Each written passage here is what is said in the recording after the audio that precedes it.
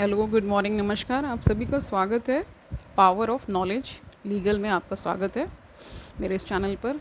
I hope सब अच्छा कर रहे होंगे, सब अपनी लाइफ को एंजॉय कर रहे होंगे और स्टडीज़ में बहुत ही ध्यान दे रहे होंगे। अगर किसी कंपटीशन की तैयारी कर रहे हैं तो ये लेक्चर सेशन सीरीज़ आपके लिए ही है।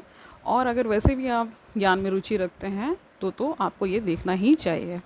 तो आज हम प्रेसिडेंट ले रहे हैं। कॉन्स्टिट्यूशन का बहुत ही इंपॉर्टेंट पार्ट है जो आर्टिकल 52 से लेकर के 78 तक जाता है। पार्ट 5 ऑफ द कॉन्स्टिट्यूशन है जिसे हम deals with the union executive. ठीक है, स्टेट एग्जीक्यूटिव भी होता है और यूनियन एग्जीक्यूटिव भी होता है।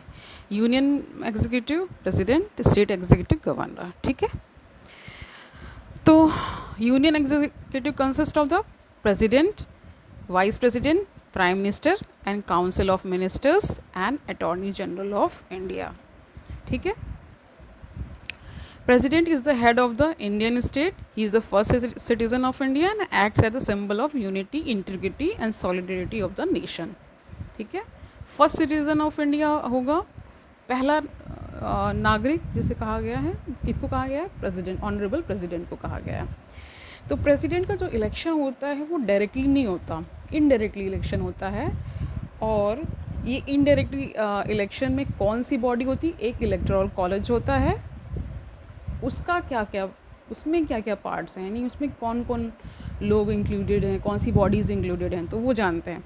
तो ये पहला है कि elected members of the both the houses of parliament, यानी इसमें राज्यसभा, लोकसभा के मेंबर्स वोट डालेंगे। ठीक है, elected members of the legislative assemblies, यानी कि जितनी भी लेजिस्लेटिव असेंबलीज हैं उनके मेंबर्स, जो इलेक्टेड मेंबर्स हैं, नॉमिनेटेड नहीं, इलेक्टेड मेंबर्स ही वोट डालेंगे। फिर आ जाता है elected members of the legislative assemblies of union territories of Delhi and Puducherry. Delhi और पुडुचेरी का स्पेशल स्टेटस है, वो यूटी भी है और स्टेट भी है। ठीक है, thus the nominated members of the both the houses of parliament, the nominated members of the state legislative assemblies, the members both elected and nominated of the state legislative council in case of bicameral legislature, and the nominated members of the legislative assemblies of Delhi and Puducherry do not participate in the election of president। यानी कि इसमें nominated जो members होते हैं वो election में part नहीं लेते हैं प्रेसिडेंट के। ठीक है, only elected members, not nominated members. ठीक है, आगे जानते हैं कैसे इलेक्शंस होते हैं। आपने अगर न्यूज़ को फॉलो किया होगा तो जो आपकी रूलिंग पार्टी होती है वो कहीं ना कहीं एक नाम देती है और विपक्ष की तरफ से भी एक नाम दिया जाता है और फिर इलेक्शन उसमें कंटेस्ट होता है। ठीक है, क्योंकि जो रूलिंग पार्टी है उसके मेंबर्स हमेशा ज़्यादा होते हैं तो उन्हीं का प्रेसिडेंट बन जाता है। और ये भी डिपेंड करता है कि वोट किसको दिया गया है, ये भी एक कंक्लूसिव फैक्टर है। लेकिन ज़्यादातर यही होता है कि जो सत्ता में होती है पार्टी उसी का ही कैंडिडेट जीत जाता है, ज़्यादातर, नॉट एवरी टाइम। ठीक है, आगे जानते हैं कंडीशंस क्या हैं प्रेसिडेंट ऑफिस को होल्ड करने के लिए, वो जानते हैं। तो ही शुड बी, पहला तो यही है कि सिटीज़न ऑफ इंडिया होना चाहिए। He should not be a member of house और parliament.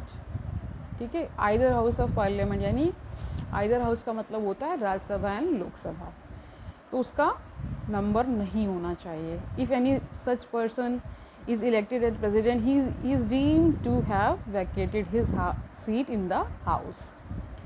He should not hold any office of profit, कोई भी अन्य ऑफिस ऑफ प्रॉफिट उसको होल्ड नहीं कर सकता है। He is entitled without payment of rent to the use of his official residence, the Rashtrapati Bhavan. ठीक, he is entitled to such emoluments, allowances and privileges as may be determined by the parliament. His emoluments and allowances cannot be diminished during his term of office. ठीक है।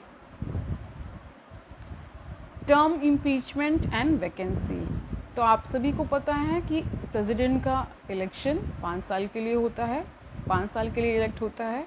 President का election Bharat में होता है, इसीलिए उसे Republic भी कहा जाता है। ठीक है।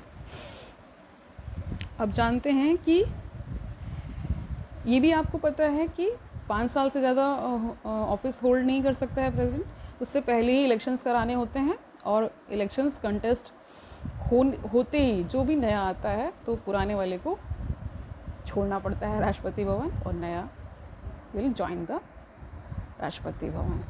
वहाँ पे उनका हाउस होता है जिसमें वो रहते हैं। ठीक है। He is also eligible for री election. He may be elected for any number of terms. यहाँ पे कोई बाध्यता नहीं है कि इतने समय के लिए ही हो सकता, कितना भी आप कितनी भी बार आप कॉन्टेस्ट कर सकते हैं। ठीक है। हाउएवर यूएसए में अलग है।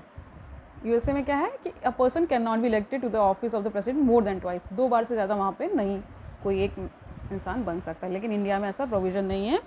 इंडिया में आप अनेकों बार बन सकते हैं। ठीक है। इम्पीचमेंट क्या होता है, जिसे हिंदी में महाअभियोग कहा जाता है। इम्पीचमेंट क्या प्रेसिडेंट पे ही लगाया जाता है लगता है, मतलब president can be removed from office by a process of impeachment for violation of the constitution. एक ही क्राइटेरिया दिया गया है कि अगर संविधान का उल्लंघन अगर कोई मतलब प्रेसिडेंट करता है, द ऑनरेबल प्रेसिडेंट, तो उनको इम्पीचमेंट यानी महाअभियोग झेलना पड़ेगा उनको। मतलब जो हाउसेस हैं वो लाएंगे। ठीक है। Impeachment proceedings can be initiated by the either house of the parliament. कोई भी हाउस इनिशिएट कर सकता है। जैसे मान लीजिए राज्यसभा ने इनिशिएट किया तो फर्दर क्या लोकसभा उसको देखेगा, अगर लोकसभा करता है तो फर्दर राज्यसभा। ठीक है। ये होता है। These charges should be signed by 1/4 members of the house that frame the charges and 14 days notice serve किया जाएगा प्रेसिडेंट को। महाअभियोग लाने से पहले 14 डेज़ का नोटिस प्रेसिडेंट को जाएगा, ऑनरेबल प्रेसिडेंट को जाएगा, और फिर आगे की प्रोसीडिंग्स बढ़ेंगे। ठीक है। After the impeachment resolution is passed by a majority of 2/3 of the total membership of the house, यानी 2/3 मेंबर्स, और मतलब इतनी मेजोरिटी कितनी होनी चाहिए, 2/3 मेंबर्स की मेजोरिटी होनी चाहिए of the total membership of the house. मान लीजिए 250 राज्यसभा में मेंबर्स हैं, अगर वहाँ पहले मूव कर रहा है रेजोल्यूशन तो उसका 250 का 2/3 कर लीजिए। ठीक है। उतने मेंबर्स को मतलब रेजोल्यूशन लाना पड़ेगा। ठीक है। फिर वो दूसरे हाउस में जाएगा, यानी मान लीजिए राज्यसभा में इनिशिएट हुआ है तो लोकसभा में फिर जाएगा। We should investigate the charges. फिर लोकसभा चार्जेस को इन्वेस्टिगेट करता है। The president has right to appear and to be represented at such investigation. ठीक है। If the other house also sustains the charges, यानी कि लोकसभा ने भी मान लिया और ये मान लिया कि चार्जेस सही हैं, तो क्या होगा, and Passage the impeachment resolution by majority of 2/3 of the total membership, the president stands removed from his office. Lok Sabha में 543 मेंबर्स का इलेक्शन होता है और टोटल मेंबरशिप अभी 545 रखी गई है, तो उसका जो 2/3 होगा वो यहाँ पे वो भी कंफर्म करेगा कि अगर चार्जेस सही हैं, इतने लोग मेंबर्स कह देते हैं कि हाँ सही हैं, तो फिर प्रेसिडेंट को हटा दिया जाएगा। यही पूरा प्रोसेस है। ठीक है। आगे जानते हैं। ठीक है। Thus an impeachment is a quasi judicial process. Quasi judicial process का मतलब ये है कि पूरा जुडिशियल प्रोसेस नहीं है, लेकिन हाफ जुडिशियल है, हाफ मतलब डिसिप्लिनरी एक तरह से एक्शन है। ठीक है। In this contest, 2 things should be noted. The nominated members of the other house of parliament can participate in the impeachment of the president, though they do not participate in his election. यहाँ पे nominated members को भी right दिया गया है कि impeachment का जो प्रोसीजर है वो जब प्रेसिडेंट के अगेंस्ट लाया जाता है तो इसमें ये लोग भी वोट करते हैं, यानी नॉमिनेटेड मेंबर्स भी वोट करते हैं। ठीक है। सेकेंड पार्ट इसका जानते हैं। The elected members of the legislative assemblies of states and the union territories of Delhi and Puducherry do not participate in the impeachment of the president. लेकिन स्टेट असेंबलीज़ को ये राइट नहीं दिया गया है कि इम्पीचमेंट के प्रोसेस में वो पार्टिसिपेट करेंगे। ये बहुत ही ध्यान देने वाली बात है कि जहाँ जहाँ थोड़ा थोड़ा डिफरेंशिएशन होता है वहीं पे क्वेश्चन आप गलत कर देते हैं। ये सोचते हैं कि इलेक्ट तो कर नहीं रहे तो नौ तो हटाएंगे भी क्यों, लेकिन प्रोसेस जो है उसको इसीलिए जानना बहुत ज़रूरी है कि क्या कॉन्स्टिट्यूशन में सही से गिवन है, वही सही आपको जानना है। नॉलेज तो बहुत सारा है इधर उधर पढ़ के, और स्पेशली पॉलिटी और कॉन्स्टिट्यूशन में लोग बहुत कंफ्यूज करते हैं क्योंकि लॉ इतना सरल नहीं है। लॉ की जो डेफिनेशंस हैं, लॉ का जो इंटरप्रिटेशन है वो बहुत ही अलग हो जाता है। अगर आप इसके स्टूडेंट नहीं रहे हैं तो थोड़ा सा मुश्किल होता है पॉलिटी को अंडरस्टैंड करना, इसीलिए इसमें टीचर की ज़रूरत होती है। ठीक है, आगे जानते हैं। आपको पता है कि हर 5 साल पे इलेक्शंस होते हैं। ठीक है, इम्पीचमेंट के द्वारा हटाया जा सकता है। अदरवाइज़ भी when the office become disqualified to hold office, मतलब अगर कुछ बीमारी हो जाती है, कोई भी ऐसा हो जाता है तो वाइस प्रेसिडेंट इनकी जगह पर आ जाते हैं। वो नहीं है तो सुप्रीम कोर्ट के जो चीफ जस्टिस ऑफ इंडिया होते हैं वो होल्ड करते हैं पोस्ट को। ठीक है, in case of any delay in conducting the election of new president by any reason, the outgoing president continues to hold office beyond his term of 5 years until his successor assume charge. यानी कोई ऐसा कुछ व्यवधान आ रहा है कि elections नहीं करा पा रहे हैं तो जो प्रेसिडेंट हैं वही कंटिन्यू करेंगे जब तक कि नया प्रेसिडेंट नहीं आ जाता है। ठीक है, आगे जानते हैं। ये मैंने बता ही दिया आपको कि अगर in case the vice president is का भी ऑफिस वैकेंट हो गया है तो चीफ जस्टिस ऑफ इंडिया, और अगर वो भी नहीं है तो सीनियर मोस्ट जो जज ऑफ सुप्रीम कोर्ट होगा वो होल्ड करेंगे पोस्ट को। When any person at president chief justice of senior most जज, ठीक है, of the supreme court is acting as the president और discharging the functions of the president, he enjoys all powers and immunities of the president. यानी कि अगर उनकी जगह पर सुप्रीम कोर्ट के जज आ गए हैं, chief justice of India hold कर रहे हैं एज प्रेसिडेंट, तो उनको वही सारे पावर्स और इमोल्यूमेंट्स और सारी सुविधाएं मिलेंगी जो एक प्रेसिडेंट को मिलती हैं। जानते हैं powers and functions of the president, क्या पावर्स दिए हैं, क्या उनके फंक्शन होते हैं, वो भी जान लेते हैं। तो इनकी कैटेगरीज 7 कैटेगरीज मोटा मोटी बताई गई है कि क्या क्या इनके होते हैं पावर्स। तो एग्जीक्यूटिव पावर्स है, लेजिस्लेटिव पावर्स हैं, फाइनेंशियल पावर्स हैं, जुडिशियल पावर्स हैं, डिप्लोमेटिक पावर्स हैं, मिलिट्री पावर्स हैं और इमरजेंसी प्रोविजंस। तो आप जान ही रहे हैं कि प्रेसिडेंट ही इमरजेंसी डिक्लेयर करते हैं। तो एग्जीक्यूटिव पावर्स में जानते हैं क्या क्या करते हैं। All executive actions of the government of India are formally taken in his name. ठीक है, कहा तो जाता है रबर स्टैम्प है, लेकिन इन्हीं के नाम पे सारे कार्य होते हैं सेंटर पे। ठीक है, he can make rules specifying the manner in which orders and other instruments made at executive in his name should be authenticated. He can make rules for more convenient transaction of the business of the union government and for allocation of said business among the ministers. He appoints prime minister, सभी को पता है सबसे important function तो यही करते हैं वो। And other minister they hold office during the pleasure of the president. He appoints attorney general, सबको पता है, and determines his remuneration. The attorney general holds office during the pleasure of the president, सबको पता है। He appoints comptroller and auditor general of India, जिसे CAG भी कहा जाता है, chief election commissioner and other election commissioners, the chairman and members of union public service commission and governors of states, the chairman and members of finance commission and so on. सारी जो important appointments हैं वो president ही करते हैं। सारी देश की जितनी भी कह सकते हैं कि मोस्ट इंपॉर्टेंट जो अपॉइंटमेंट्स है वो प्रेसिडेंट ही करते हैं। ठीक है, he can seek any information related to administration of affairs for the union and proposal for legislation from the, उनसे विचार विमर्श करते ही रहते हैं प्राइम मिनिस्टर के साथ। ठीक है, he can require the prime minister to submit for consideration of the council of ministers. सारा विचार विमर्श होता है जो, क्योंकि जो पार्लियामेंट है वो राज्यसभा, लोकसभा और प्रेसिडेंट इन तीनों को मिलाकर के ही बनता है। ठीक है, he can appoint a commission to investigate into the conditions of SC, STs and other backward classes. He can appoint an inter state council to promote centre state relations and inter state cooperation. He directly administers the union territories through administrators appointed by them. He can declare any area to be as scheduled area and he has powers with respect to administration of scheduled areas and tribal areas. यानी president ही declare करता है कौन सा area schedule area होगा कौन सा area tribal area होगा, ये सारी पावर्स प्रेसिडेंट को ही मिली हुई है।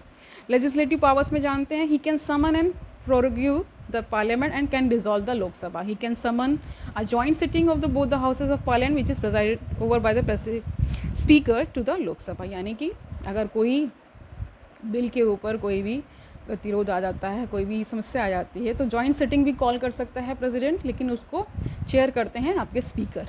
He can address the parliament at the commencement of first session. सभी को पता है जब सेशन स्टार्ट होता है तो पहला भाषण जो होता है, पहला जो एड्रेस होता है वो प्रेसिडेंट ही करते हैं।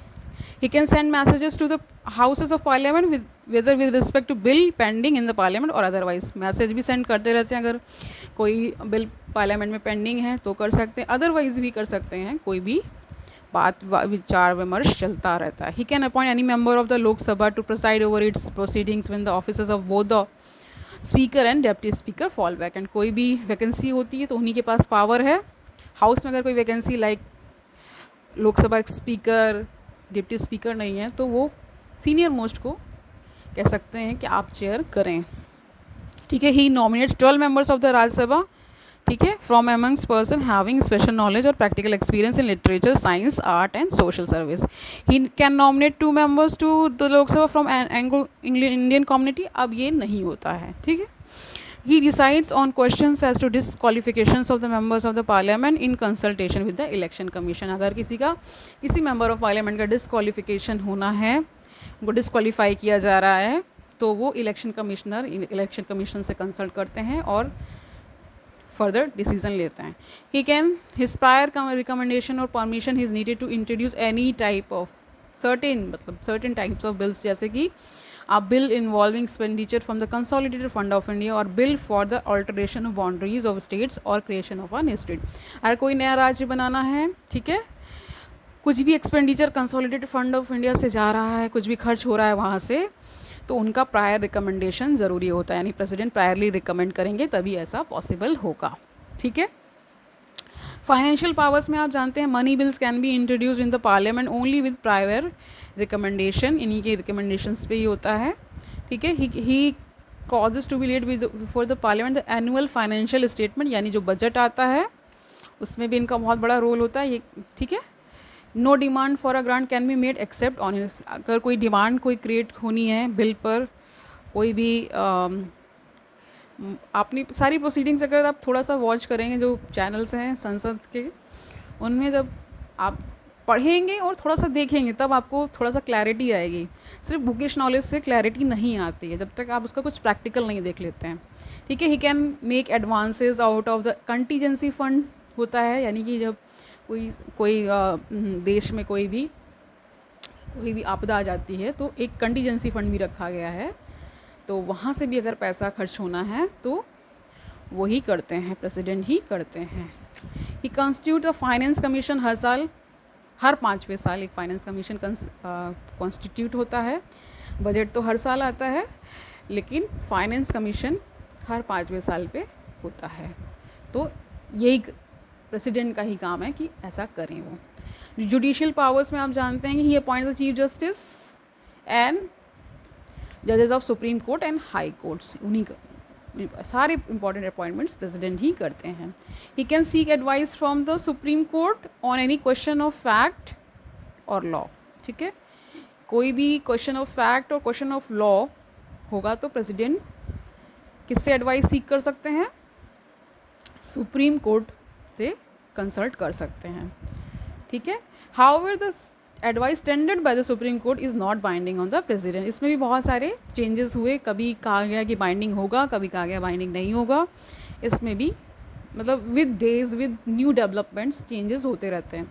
अमेंडमेंट का मतलब ही है कभी कोर्ट्स कुछ डिसीजंस देती हैं, फिर फर्दर वो चेंज कर देती हैं, ये चलता रहता है। अगर जिसने भी केसेस को फॉलो किया होगा उनको पता होगा कि चेंजेस आते रहते हैं, ठीक है। He can grant pardon, reprieve, respite, रेमिशन of punishment और सस्पेंड और रेमिट और commute the sentence of any person convicted of any offence. आपको पता है कि जो राष्ट्रपति है वो सज़ा को कम कर सकते हैं, बिल्कुल ख़त्म कर सकते हैं, रेमिशन कर सकते हैं। ये सारे वर्ड्स दिए हैं, इनका स्पेसिफिक मीनिंग होता है जो लॉ के स्टूडेंट हैं उनको जानना ज़्यादा ज़रूरी होता है। ठीक है, आगे जानते हैं डिप्लोमेटिक पावर्स। पता ही है, international treaties and agreements are negotiated and concluded on behalf of the president. ठीक है, मिलिट्री पावर्स जानते हैं, she is the supreme commander of the defence forces of India. Emergency powers में आप जानते हैं नेशनल इमरजेंसी आर्टिकल 352 के तहत लगाई जाती है, प्रेसिडेंट रूल 356। ठीक है, एंड फाइनेंशियल इमरजेंसी आर्टिकल 360। ठीक है, आज के लिए इतना ही रखते हैं। इसमें जो फर्दर डेवलपमेंट्स हैं एंड फर्दर नॉलेज है जो प्रेसिडेंट के बारे में, वो हम आगे देखेंगे, क्योंकि अगर बहुत ज़्यादा एक साथ पढ़ा दिया जाएगा तो भी आपको क्लैरिटी नहीं आएगी। थोड़ा थोड़ा करेंगे तो अच्छे से दिमाग में रहेगा। और ये लेक्चर सीरीज़ इसलिए भी है कि जब आप पढ़ रहे होते हैं ना, तो कहते हैं कि एक से भले दो। ठीक है, एक तो आप खुद से पढ़ रहे हैं, एक आपको अगर कोई पढ़ाता ही है तो बहुत अलग क्रिएशन हो जाता है। आपसे शायद कोई चीज़ मिस हो जाए, ठीक है, तो आप जैसे इस लेक्चर सीरीज़ को अटेंड करेंगे, खुद पढ़ेंगे, तो आपके दिमाग में एक बैक ऑफ माइंड में चलेगा कि अच्छा ये बताया था, ये हमने कर चुके हैं, अच्छा ये बताया था। तो उससे रिकॉलिंग जो पावर होती है वो भी इन्हांस होती है। और अगर कोई पढ़ा देता है तो उसका एक अलग इम्पैक्ट पड़ता है। इसीलिए गुरु का जो महत्व है वो बहुत ज़्यादा ही है, क्योंकि गुरु का मतलब ये है उससे पहले अनुभव हो चुका है, वो अपना अनुभव अपना ज्ञान ही आपको दे रहा है। तो YouTube बहुत ही अच्छा माध्यम बन गया है किसी भी ज्ञान को प्रोपेगेट करने का, कुछ भी नॉलेज अगर आपको है तो उसको बढ़ाने का। तो कल मिलते हैं, तब तक अच्छे से पढ़ाई करते रहिए, एंजॉय करिए स्टडीज़ को और अपना बहुत अच्छे से ख्याल रखिए। Have a nice day.